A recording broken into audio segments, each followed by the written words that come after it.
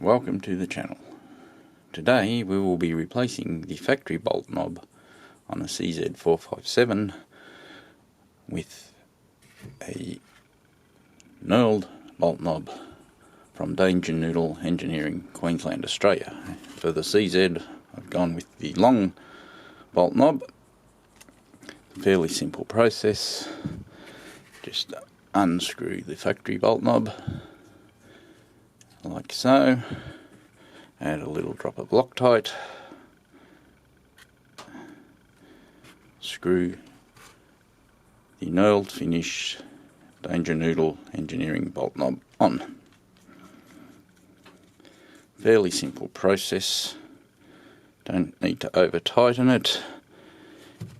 If you have trouble getting the factory bolt knob off, some come off easy, some don't, simply wrap a heap of electrical tape or duct tape around the knob so you don't damage it. Then it should unscrew with some vice grips. Thank you.